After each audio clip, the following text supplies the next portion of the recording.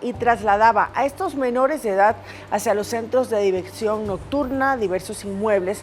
Como sello de pertenencia y dominio, los criminales marcaban entonces a sus víctimas con estos tatuajes específicos conocidos en el bajo mundo, dicen, la marca de la bestia. Increíble, esto pareciera también de ciencia ficción, pero no, es una realidad entonces.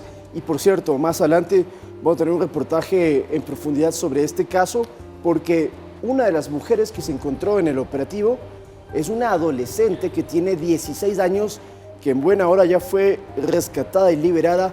Más adelante les contamos más sobre esta red de trata que involucra a los choneros. María Mercedes, ya no solamente son delitos de extorsión, de secuestro, de robo, sino que hasta de trata de personas. Así, este es un caso, como lo denominamos, de horror Sí. en la provincia de Manabí.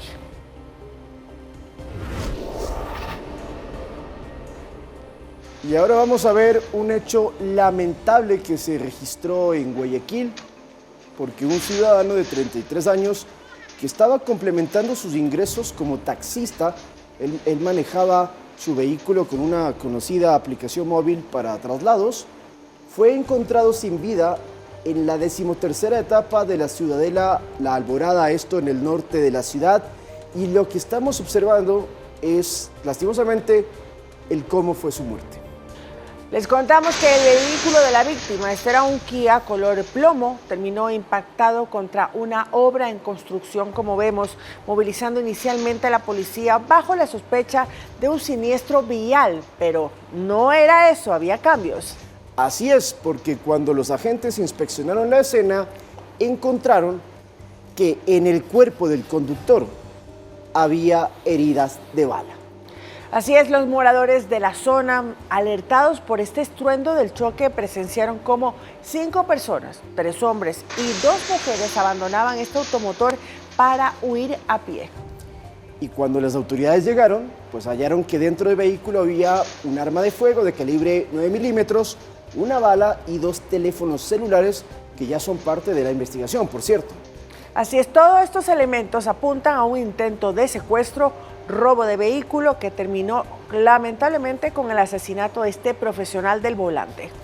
Así es, sus familiares han confirmado lo que ocurrió la tarde del martes. Este video se empezó a difundir ayer en horas de la noche, pero comentarles algo más, el cómo se produce este siniestro vial. Según la información que hemos recabado, al conductor no es un taxi, el conductor del vehículo, se le suben estas personas como falsos pasajeros y a pocas cuadras de allí ya lo encañonan y uno de los sujetos le habría disparado en la cabeza y eso produjo entonces que el conductor, ya sin vida, pero todavía con las manos en el volante, terminara chocando el vehículo como acabamos de ver en imágenes. Vamos a repetir el video una última vez. Entonces ahí el auto, hace unos instantes se escuchó un disparo. Ahí el auto ya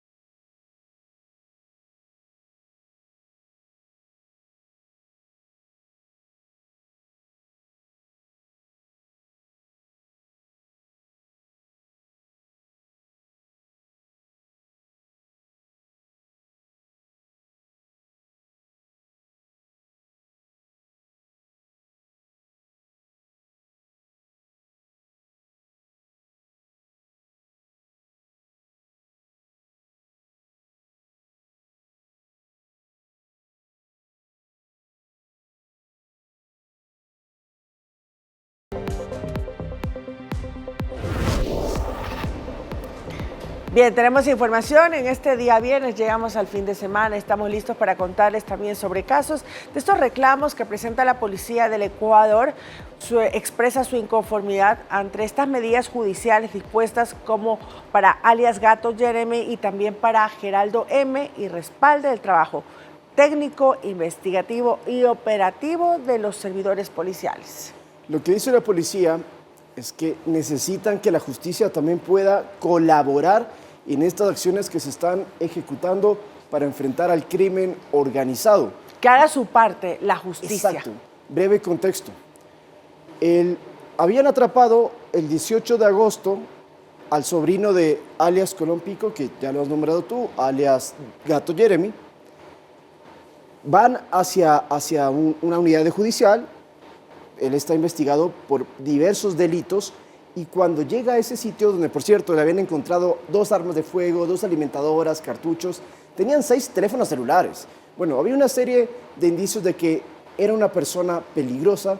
Lo que determina, en este caso el juez, es medidas sustitutivas, es decir, tiene que presentarse periódicamente ante un tribunal o ante una unidad judicial, no puede salir del país, pero no tiene orden de prisión preventiva como sí tiene, por ejemplo, su tío Colón Pico.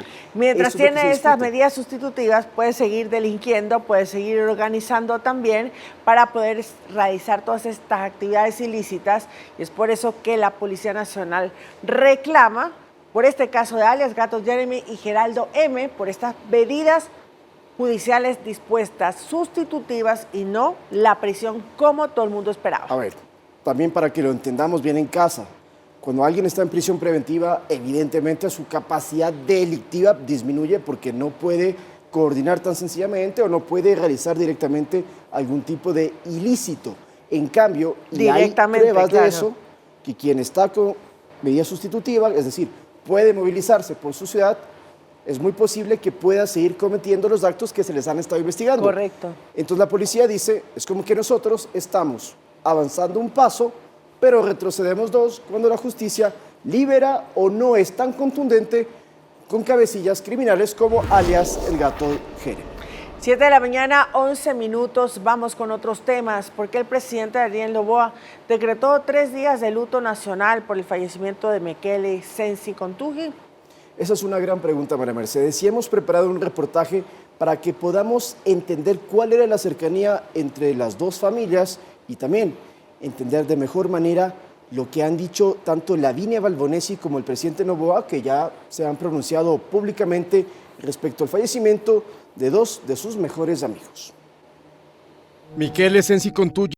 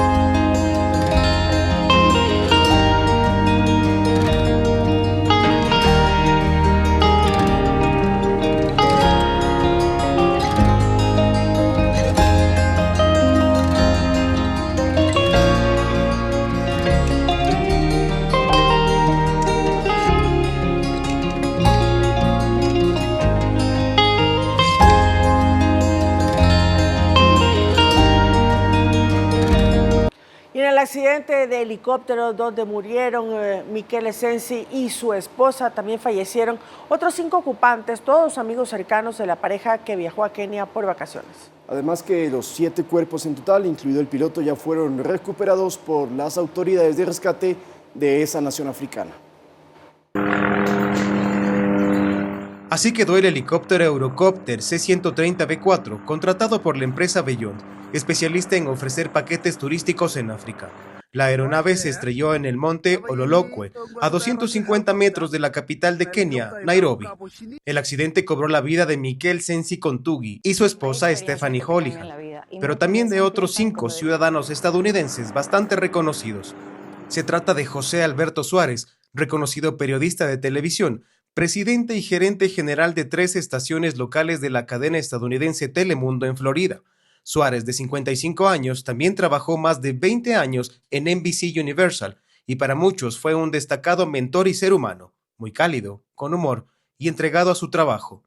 En el accidente también murió Roger Duarte, de 42 años, exitoso empresario y emprendedor radicado en Miami. Duarte era reconocido en el sector gastronómico de Florida por ser el fundador de compañías dedicadas a la comercialización de mariscos, especialmente Stonecraft. Otros turistas también viajaban en esa aeronave. Adam Nabati y Henry Parra, quienes se subieron al helicóptero para disfrutar de un momento de esparcimiento. Estas 2 personas no tenían relación con la pareja ecuatoriana. A 24 horas del accidente, las autoridades locales ya lograron la recuperación de todos los cadáveres. Los cuerpos fueron trasladados por vía aérea a la ciudad de Nanyuki y posteriormente a una morgue de Nairobi para realizar los exámenes de ADN y las respectivas autopsias. La Cancillería de Ecuador ya activó el protocolo para la repatriación de Miquel y Stephanie a través de la Embajada de Ecuador en Sudáfrica, ya que el país no tiene misión consular en Kenia. La pareja fallecida recibirá un funeral de Estado. Edison Saavedra, Noticias 7. Y por cierto, la Asamblea Nacional ya le rindió un homenaje póstumo a Miquel Sensi Kontugi y me quiero quedar con esto. El apellido de él ha sido complicado de pronunciarlo. Hay que recordar que Miquel nació en Italia, de madre guayaquileña, también vivió mucho tiempo aquí en nuestro país, pero por eso su apellido se pronuncia Sensi Kontugi y lastimosamente, como ya lo sabemos, pues este accidente se produce cuando él todavía era funcionario de Estado, por lo tanto la Asamblea entonces decidió también participar en estas honras en su memoria. Y por eso se colocó una señal de luto en el estandarte de la Asamblea y entre otras manifestaciones de pesar. Vamos a ver.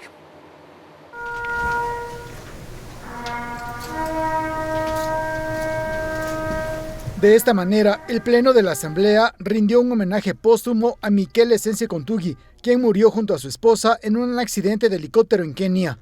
La presidenta de la Asamblea, Michelle Mancheno, se refirió a esta situación, que representó un golpe al gobierno y por ende a la bancada de ADN.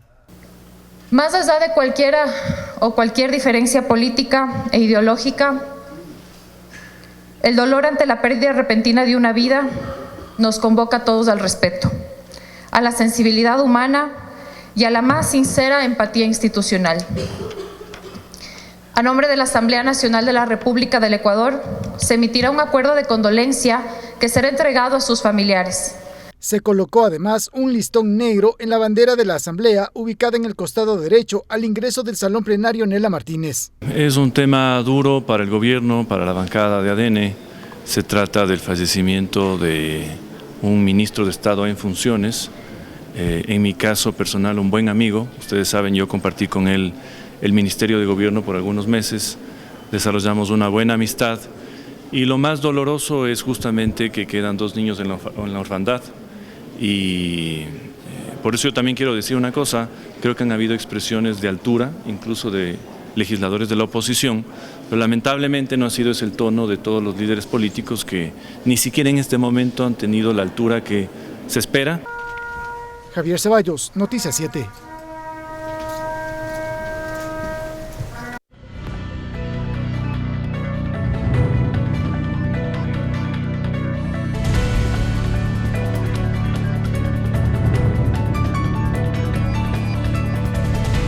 En medio del profundo dolor por la muerte de su amigo y funcionario del gobierno, Miquel Sensi Kontugi, el director general del Centro de Inteligencia Estratégica, el presidente Daniel Noboa continúa su agenda oficial en China.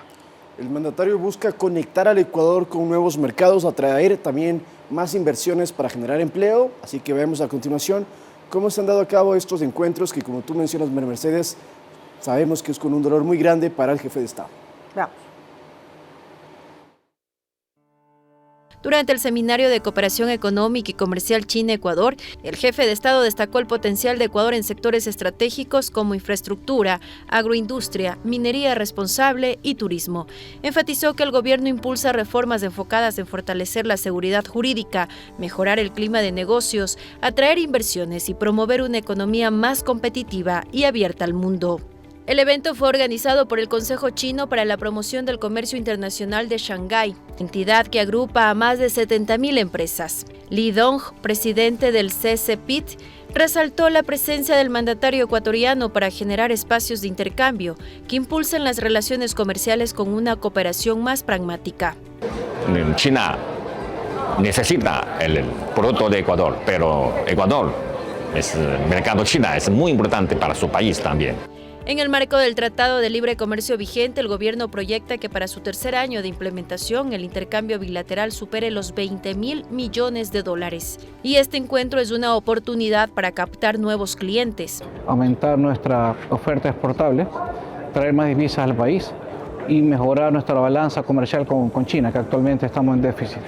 Creo que son fuentes próximas de crecimiento e inversiones y sabemos que nos van a dar buenos resultados a futuro. Más tarde, Noboa mantuvo una reunión bilateral con el alcalde de Shanghái, Gong Shen. El mandatario propuso consolidar al puerto de Shanghái como la principal plataforma logística y comercial para el ingreso masivo de la oferta exportable ecuatoriana, especialmente de camarón, banano, cacao, café, flores y frutas tropicales, aprovechando las ventajas de la nueva ruta marítima Guayaquil-Chancay-Shanghái, que reducirá significativamente los costos y tiempos de transporte. Y creo que entre las dos ciudades deberían de trabajar en conjunto como ciudad espejo al otro lado del Pacífico. También enfatizó la importancia del puerto de Guayaquil al ser el principal punto de intercambio comercial con China, ya que alberga la entrada y salida de la mayoría de las mercancías con el país asiático.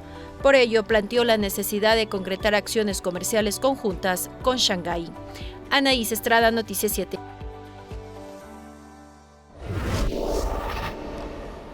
Por cierto, estas son imágenes de cómo continúa la gira del presidente, a quien ya lo acompaña su esposa Lavinia Balbonesi y sus dos pequeños hijos. Ahí está Furio, el más pequeño, y también está Alvarito, quien está de mano del presidente, que es el mayor.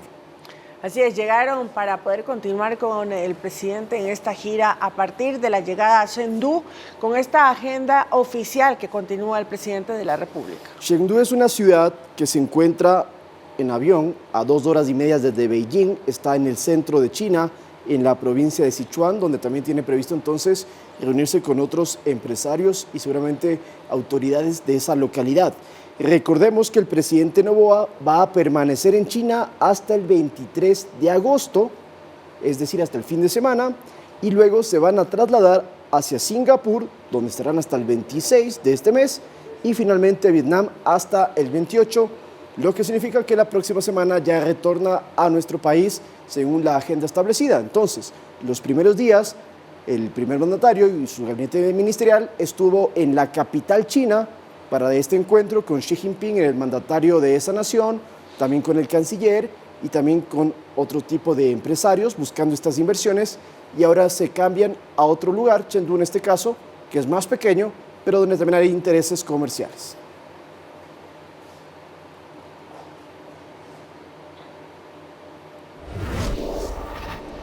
Siete de la mañana, 23 minutos, y estamos viendo las imágenes de la ciudad de Loja, que recibe la sagrada imagen de la Virgen del Cisne, más conocida como la Churonita, y llega a la catedral. Con eso y más, regresamos.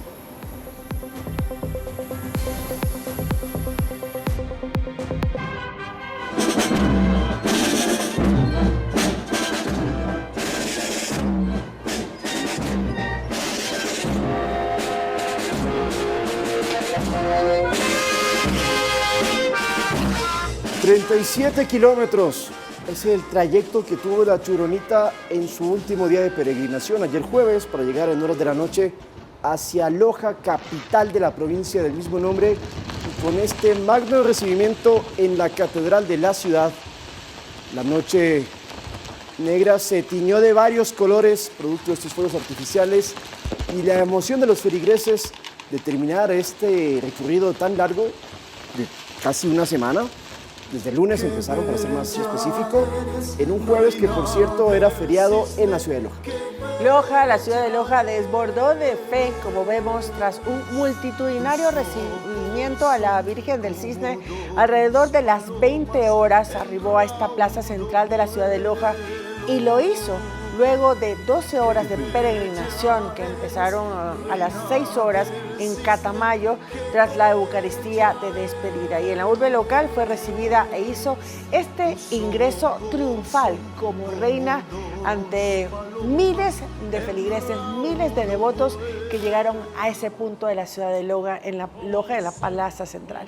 Con eso entonces finaliza la caminata. Una vez que llega a la catedral, se da por concluida la peregrinación. Hubo una gran cantidad de personas que acudieron al centro, al casco histórico de Loja, para observarla y para poder recibir a la Churonita.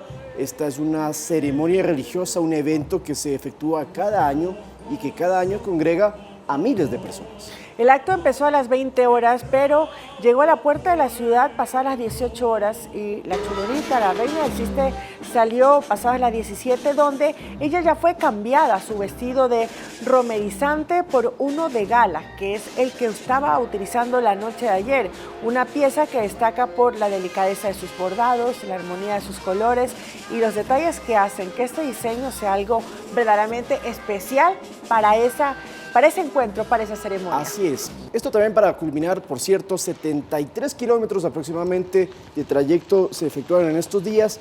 ¿Por qué la gente participa? Bueno, muchos lo hacen por agradecimiento, porque se han encomendado a la Churonita y les ha ayudado en temas de sanación o de protección familiar.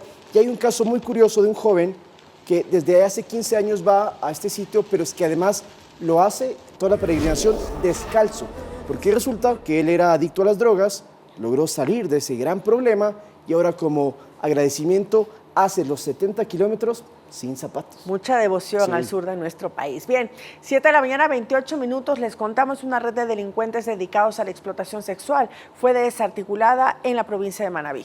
Así es, esto como parte del operativo Fénix 433, y no solamente que se realizaron detenciones, sino que se logró rescatar a una menor de edad, tenía 16 años y la obligaban a la prostitución. La puerta, abra. Hombre, nomás.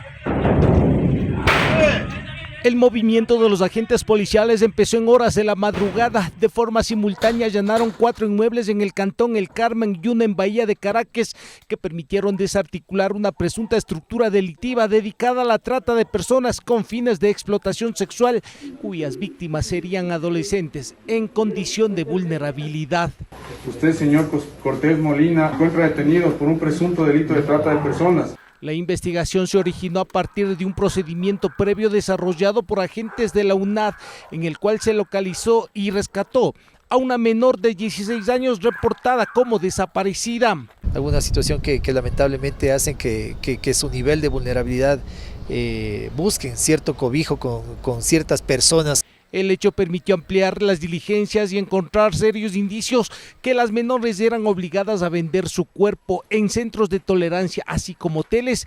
De acuerdo con los elementos obtenidos durante la investigación, los presuntos integrantes de la red delictiva habrían ejercido mecanismos de control, sometimiento y dominio sobre las víctimas. De lo que tenemos entendido es cierta parte del dinero se le daba a la chica, pero la gran parte del producto de la venta de su cuerpo era para estas personas. En estas prácticas se identificó el uso de tatuajes como señal de pertenencia, con el objetivo de reforzar el control que tenían sobre las víctimas de explotación sexual. Las chicas aparentemente eran reclutadas con falsos ofrecimientos de trabajo y ante los problemas familiares encontraban en los supuestos salvadores una mejor oportunidad de vida. Hemos visto que tienen inclusive hasta ciertas marcas las chicas que podrían orientar a cierta pertenencia a un grupo de delincuencia organizada. El operativo dejó 4 detenidos, entre ellos un privado de libertad, quien desde el interior de un centro carcelario supuestamente seguía dirigiendo el negocio. Iván Casamen, Noticias 7.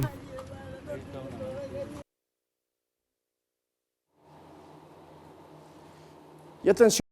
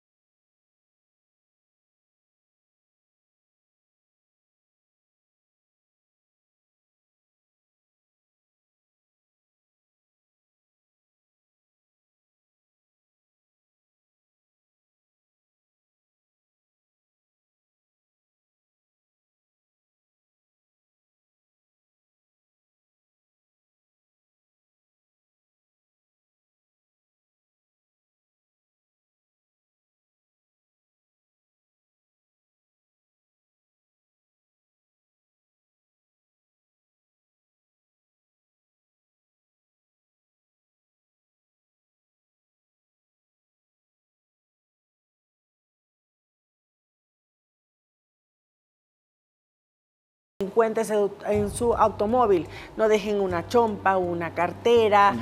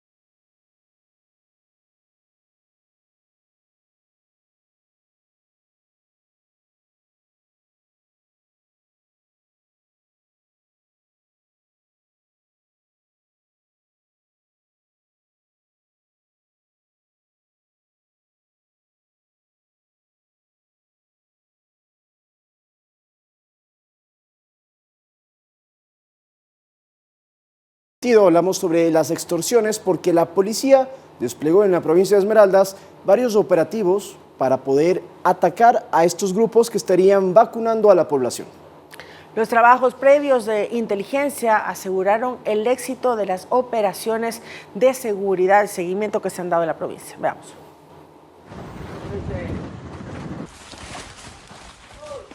Agentes de la UNACH intervinieron con apoyo de grupos tácticos en la parroquia Monterrey del cantón La Concordia en busca de 2 presuntos extorsionadores. La víctima, un ciudadano de 32 años de edad, quien desde el pasado 15 de agosto venía recibiendo mensajes extorsivos a través de la aplicación WhatsApp. Los sospechosos, que fueron detenidos al interior de una bananera, le exigían $1,000 para no atentar contra su integridad y la de su familia. Entre los indicios, comprobantes de depósito y celulares. Ventajosamente, la persona afectada logró poner la denuncia y confiar en la Policía Nacional para poder desarticular a esta banda de delincuentes que operaban en el cantón La Concordia.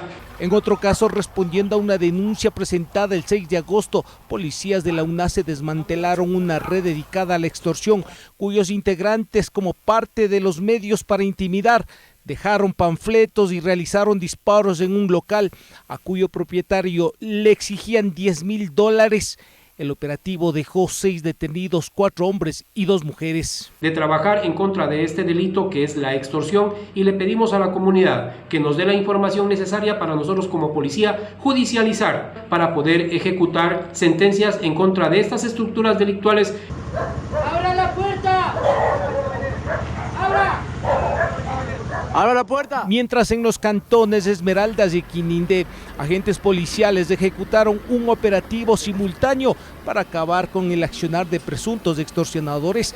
Los sospechosos exigían a comerciantes y personas particulares sumas de dinero que iban de los $100 hasta los $5,000, bajo amenazas de atentar contra su integridad y la de sus familias.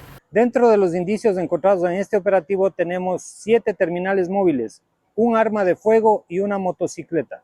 Como resultado de los allanamientos ejecutados en Quinindé, fueron detenidos 4 sujetos, entre ellos una mujer, mientras en Esmeraldas 2 sospechosos.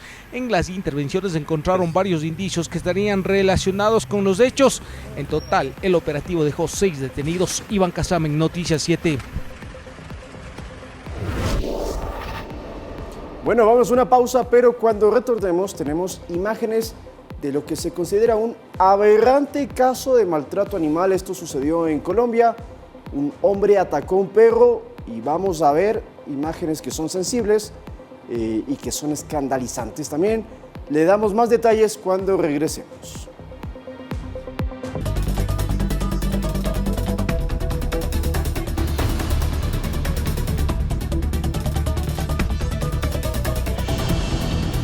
De regreso, 7 de la mañana, 41 minutos, y una noticia que ayer nos impactó a todos, a los ecuatorianos, porque la tarde de este jueves se registró un terremoto de 7,2 en Ayacucho, esto en el sur de Perú. Así es, a tan solo 99 kilómetros de profundidad, que dicen los expertos no es tan bajo. Eso hizo que se sintiera con fuerza en algunos lugares. Hasta el momento, por cierto, no se reportan víctimas mortales, y vale la pena repetirlo y reiterarlo de que el terremoto del Perú, el de Venezuela, el de Colombia, no están conectados, tampoco significa que falte el Ecuador. Correcto, vamos a ver entonces. La tierra volvió a temblar, esta vez en Perú. Aproximadamente a mediodía de este jueves 20 de agosto se registró un terremoto de 7.2 grados en la región de Ayacucho, en el sur del país. El epicentro es en la provincia de Parinacochas, ubicado a 791 kilómetros de la capital Lima. El movimiento telúrico sucedió apenas a 99 kilómetros de profundidad. Videos de comuneros de Ayacucho registraron cómo una montaña entera se movió. Como el sismo ha sido en la parte sur de la región Ayacucho, en la provincia de Parinacochas, las regiones que podrían haberse afectado han sido Ica, Apurímac y parte de Arequipa, y también se ha percibido en zonas de Lima, ¿no? Según el Centro de Operaciones de Emergencia Nacional, se han reportado daños menores, como infraestructuras cuarteadas, así como daños en viviendas, centros de salud, escuelas y edificios públicos. En Ayacucho, por ejemplo, se registraron al menos 22 viviendas afectadas. En Lucanas, en Puquio, tenemos 8 viviendas que han sido afectadas, que tienen rajaduras. Tenemos un lesionado, un puesto de salud también que ha sido afectado. En San Pedro, también en Lucanas, dos viviendas afectadas, una institución educativa afectada. También tenemos en San Cristóbal una institución de prestadores de salud afectada, en Sancos, Chaviña y Otoca. También tenemos una institución de salud afectada. Horas después, aproximadamente a eso de las 4:50 de la tarde, se registró una réplica de 4.2 grados que fue sentida en varias localidades, incluso Lima. De momento, las autoridades no han reportado heridos de gravedad ni víctimas mortales. Esto sucede a tan solo 10 días del terremoto de 7.4 en Colombia, que ya deja 300 fallecidos, y a casi un mes de los terremotos de 7.2 y 7.5 que sacudieron La Guaira en Venezuela. Estos sismos ocurren principalmente por la interacción entre tres grandes placas tectónicas, la placa de Nazca, la placa sudamericana y la placa del Caribe. Edison Saavedra, Noticias 7. Una devastadora tragedia minera sacudió la aldea de Puerto Rico en el municipio de Policarpa, Nariño, Colombia, en la frontera con nuestro país. Un derrumbe provocado por una explosión derivada de actividades de minería ilegal a cielo abierto dejó un saldo trágico de 13 personas fallecidas y al menos 7 heridas. En las operaciones de rescate que se ejecutaron con maquinaria pesada y el apoyo de bomberos de distintas localidades, concluyeron tras varias horas de trabajo y las autoridades han confirmado que la inestabilidad del terreno agravada por las prácticas mineras irregulares fue el factor determinante de este colapso fatal. 13 trabajadores entonces que sucumbieron por este deslave, algo muy parecido, María Mercedes, a lo que vimos también ayer, pero en África, donde también una mina se fue abajo y ahí sí en cambio enterraron a 100 personas.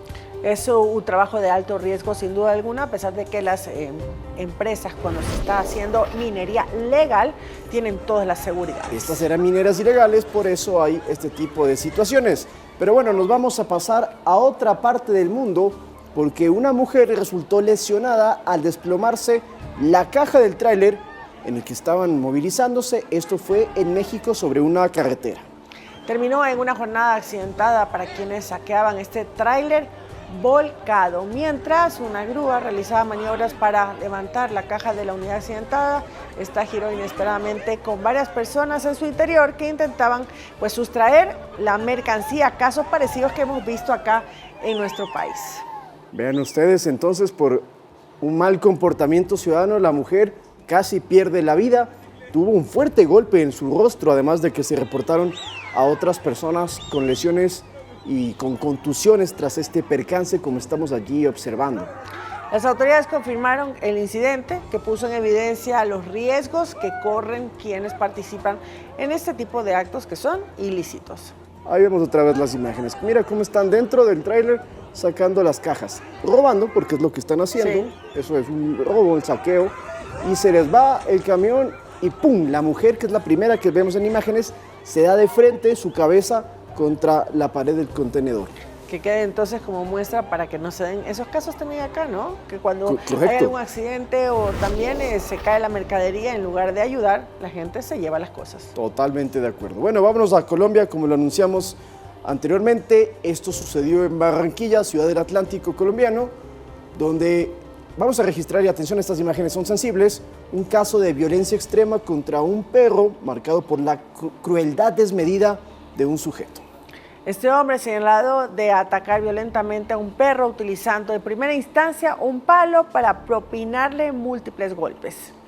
Lo grave de esto es que lejos de detener la agresión, el hombre escaló el nivel de violencia al intentar acabar con la vida del animal utilizando un machete. Increíble. Increíble. El caso ha sido calificado por la comunidad como un acto, claro que sí, aberrante, subrayando la hazaña con la que se atentó contra la integridad de este animal.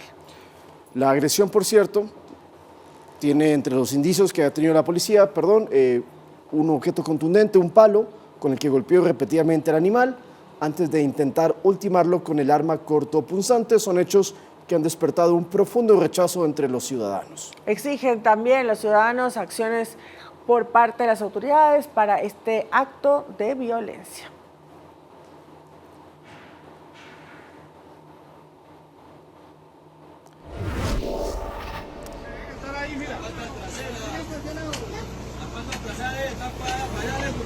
Bueno, aquí estamos observando imágenes de una yegua que quedó atrapada a más de 2 metros de profundidad después de que un tramo del camino de tierra se diera bajo las patas de esta grita Táchira, Venezuela, en la Grita Táchira, Venezuela. Así se llama esta localidad. Así es.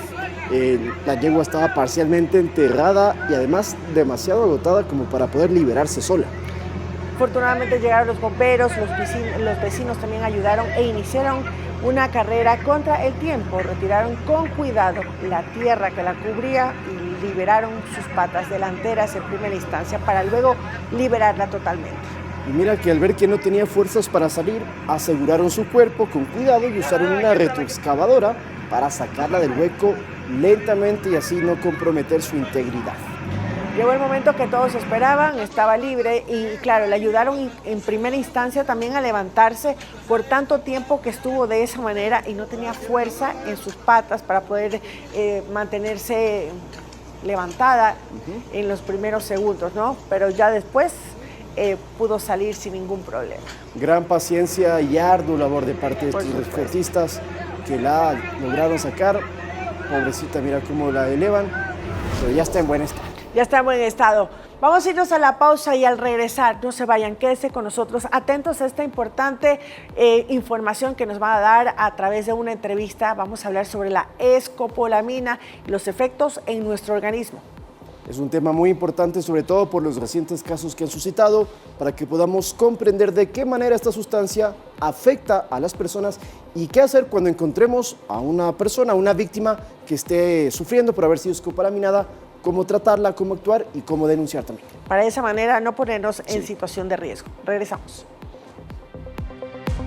¿Cómo están? Excelente día, amigas y amigos televidentes. Son las 8 de la mañana con 9 minutos. Aquí nos encontramos en el interior del Parque Bicentenario, ubicado en el norte de Quito, en medio de una obra que ya está en marcha, y es que se trata de la transformación integral de este espacio público de recreación para las familias quiteñas. Ustedes ya están observando en cámaras, este plan incluye la ampliación de áreas verdes, nuevas zonas deportivas y también mejor movilidad con la construcción de la prolongación de la avenida Amazonas, que también iniciaron en estos últimos días. Ahí están ustedes observando a personal de la EMOP, maquinaria, trabajando desde este día en esta transformación integral del Parque Bicentenario ubicado en el norte de Quito. Son más de 30 espacios nuevos que incluirán canchas de fútbol, básquet, pádel y ecuavoli.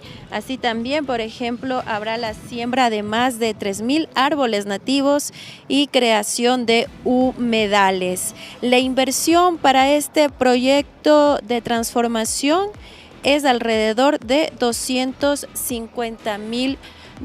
Nosotros más adelante estaremos con la autoridad del EMOD para conocer a detalle todo lo que incluye este plan de transformación integral del Parque Bicentenario. Son las 8 de la mañana con 11 minutos. Continúan, compañeros, con más información en estudios. Ya nos volvemos a ver enseguida. Perfecto.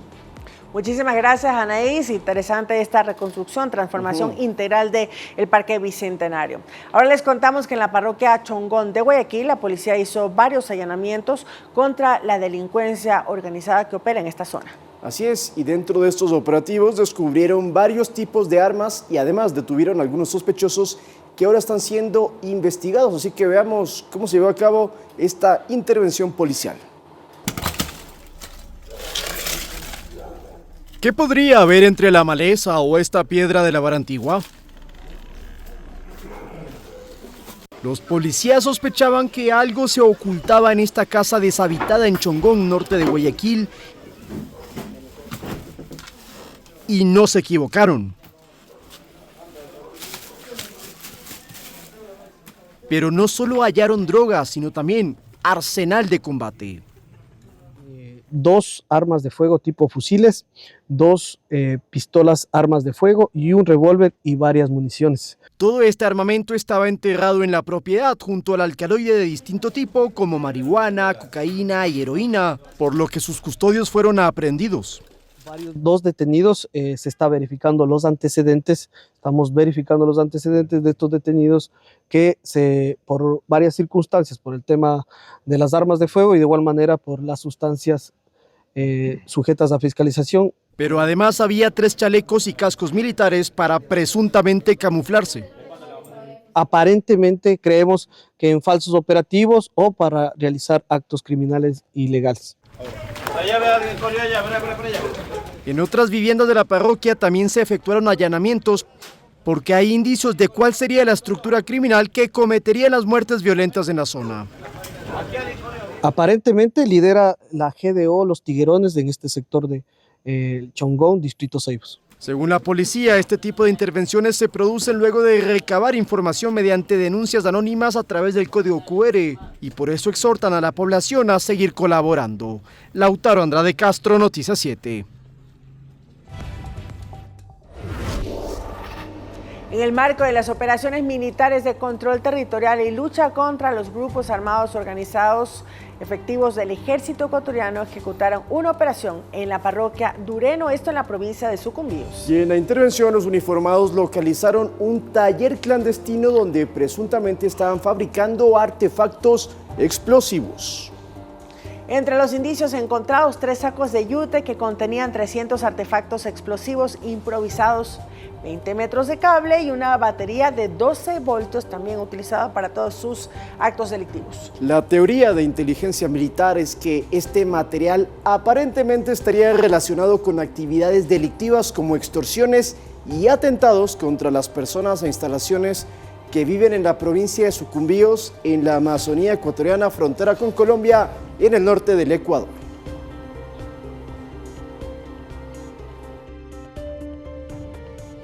Se logró identificar, localizar y obviamente neutralizar al actuar de la amenaza existente, los mismos que en una casa abandonada tenían un material explosivo improvisado, 300 artefactos de explosivos que estaban conformados por material ANFO, los mismos que iban a ser utilizados por la amenaza para causar daños y proteger sus estructuras criminales.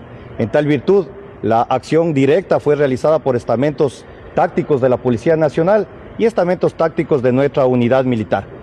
Actualmente este material, como ustedes pueden evidenciar, se encuentra aquí listo para ser judicializado y será destruido también por elementos de ingeniería, elementos expertos explosivistas del Cuerpo de Ingenieros del Ejército. Y en otros temas, pero también de seguridad, 12 militares fueron retenidos por habitantes del cantón Nangaritza en Zamora Chinchipe durante un operativo contra la minería ilegal, es decir, quienes iban a ejercer seguridad y justicia terminan siendo pues afectados. Los comuneros arremetieron contra los uniformados, incluso quisieron quemar un vehículo de las Fuerzas Armadas.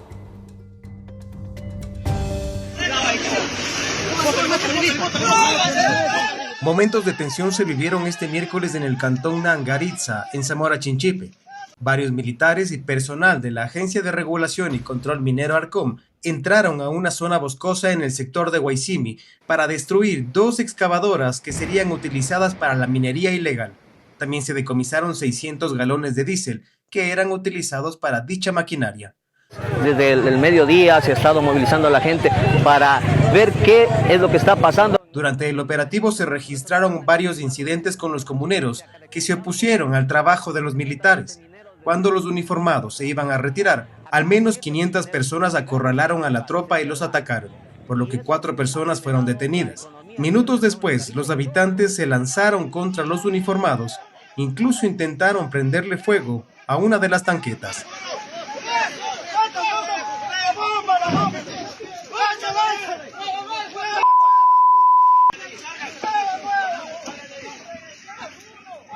Tras los incidentes, 12 militares resultaron retenidos por la comunidad, mismos que fueron liberados más tarde a través de un intercambio, comuneros por los uniformados.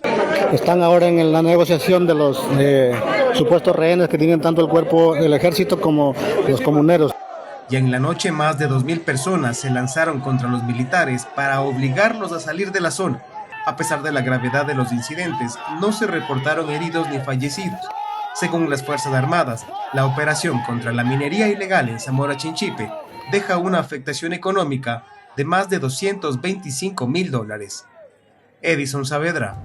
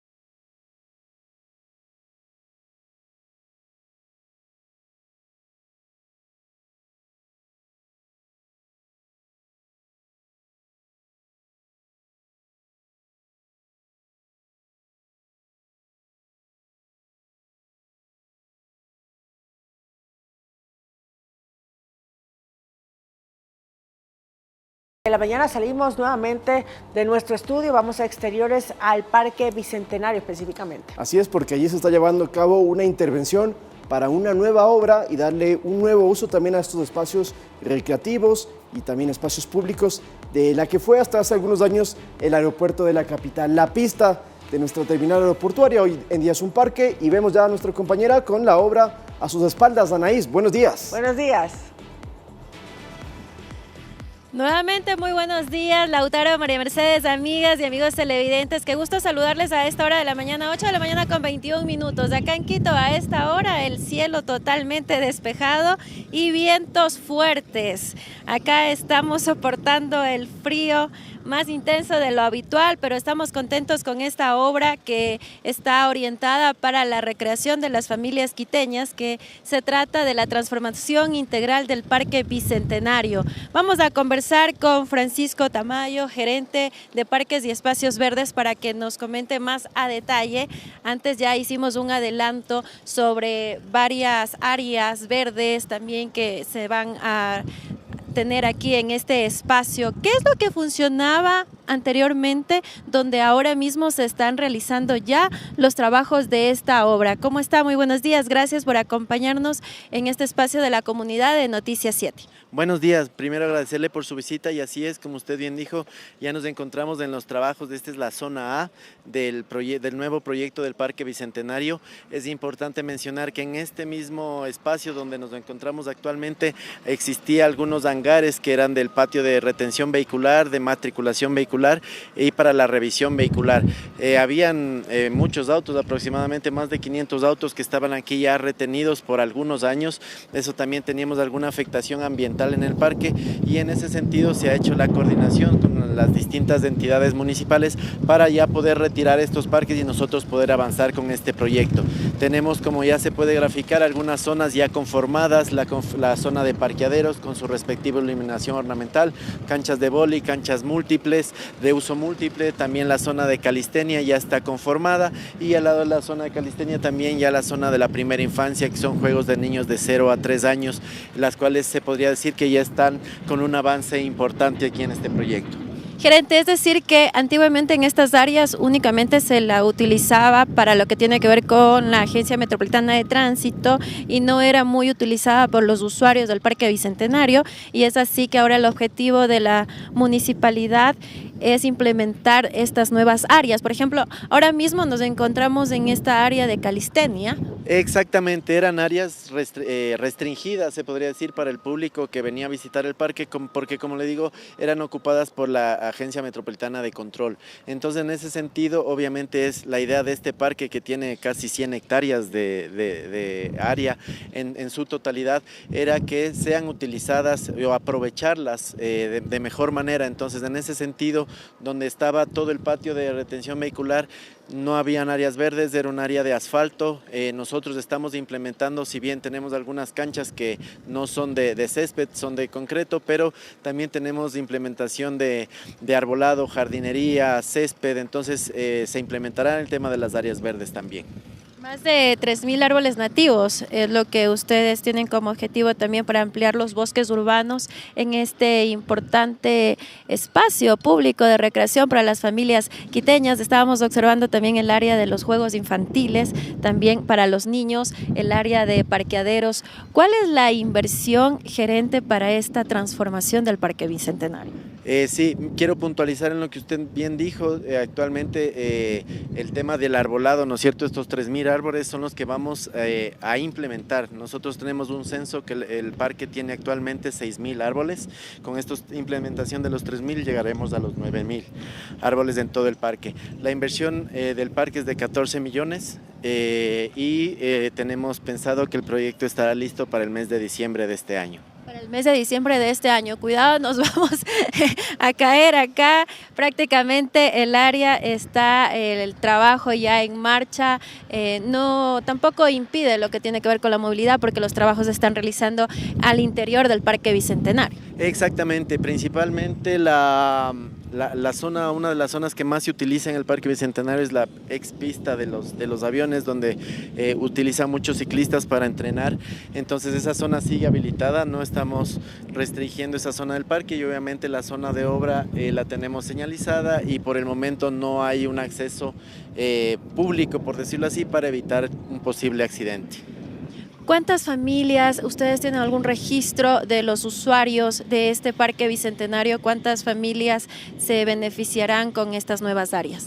Tenemos un dato aproximado que son 130.000 usuarios que tenemos desde el parque al mes, exactamente, y obviamente el número de familias excede ese número, teniendo en cuenta que acá este parque no solo viene gente de los barrios aledaños, sino viene gente de distintos lugares de Quito para justamente usar la pista que es única en la ciudad para la práctica del ciclismo. Entonces, como le digo, es un número bastante grande e importante importante los beneficiarios del parque. Gerente, ¿y esta obra se socializó con la comunidad?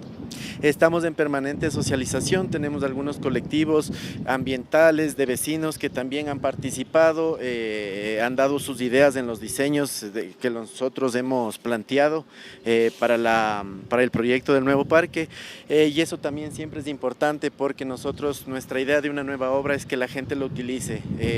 No tendría ningún sentido si nosotros no tenemos una socialización y la gente no está contenta con la obra si es que no la va a utilizar. Entonces, en ese sentido sí hemos hecho algunas socializaciones, se continuará con las socializaciones a medida que avancemos la obra, ya que eso lo consideramos que es un aspecto muy importante dentro del proyecto. Esto es importante, gerente, porque hay que conocer también las necesidades, ¿no?, de los usuarios, qué es lo que, aparte que ya tienen de servicios dentro de este espacio, qué otras áreas también ellos propusieron. Totalmente, al ser nosotros una gerencia de parques y espacios públicos, todos los espacios públicos son de uso de toda la ciudadanía, entonces en ese sentido siempre tratamos de que la gente esté contenta con lo que nosotros realizamos, que estén espacios en buenas condiciones, porque el fin de estos espacios públicos es que la gente los utilice. Si no tuviéramos utilización de los espacios públicos, la verdad que nuestro trabajo no tendría ningún sentido. Así es, bueno, esperemos entonces hasta diciembre, me imagino puede ser un regalo de Navidad o mucho antes por Fiestas de Quito también, que estaremos inaugurando la transformación integral de este parque bicentenario. Son las 8 de la mañana con 28 minutos, estuvo con nosotros Francisco Tamayo, gerente de Parques y Espacios Verdes. Compañeros, me despido, ustedes continúan también con el programa Esto es Ecuador. Que tengan un excelente día viernes. Gracias. Bueno, igualmente, excelente día viernes, excelente inicio de fin de semana. Sí. Y tenemos nosotros información justamente en la parte final de nuestro informativo antes de Esto es Ecuador. Oye, también qué agradable, María Mercedes, observar ese cielo completamente azul. Increíble. Que estaba aquí en la capital. Me imagino que en otras partes de la sierra también tenemos buenos días.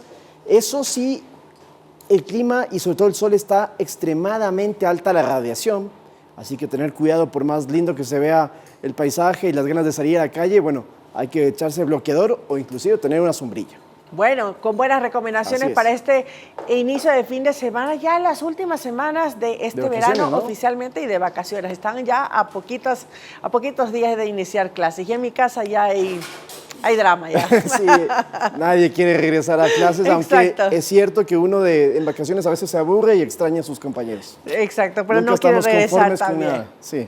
Bueno, vamos a hablar de Betty la Fea porque esta saga continúa. Así es, tenemos novedades y ahí empezamos a escuchar esa canción tan clásica porque este es el tráiler oficial de Betty la Fea que se va a estrenar el 28 de agosto en una plataforma de streaming muy conocida y con el elenco original. Retomemos la historia que no pudo ser. No le quiero hacer daño a nadie. ¿Puedes dejar de pensar en los demás por una vez en tu vida? Bueno, ahí dice más fea que nunca, ¿no? Es lo que mencionan de este nuevo. 52 años. Vuelve el francés también. Bueno, ahí está, esas nuevas oportunidades para esta telenovela que parece que no ha pasado ni un día. Exactamente, esta es la tercera temporada, por cierto, de Betty la Fea. Ya salió el año anterior, creo que fue el año anterior, eso voy a confirmar bien. Un poco la más. Segunda, sí, puede ser un poco más. Pero lo cierto es que ya con este tráiler, los fanáticos de todo el mundo están pendientes para el 28 de agosto, ver cómo continúa esta historia que ha sido, de cierta manera, resurge, vuelve a renacer de uno de los clásicos, de una de las series más vistas en todo el mundo. Bueno, lo que sí también es que con este lanzamiento fue paralelo reavivar esta polémica que existe también sobre los derechos de la continuación de esta saga con los familiares del escritor de la telenovela. Así que por ahí hay mucha tela que cortar.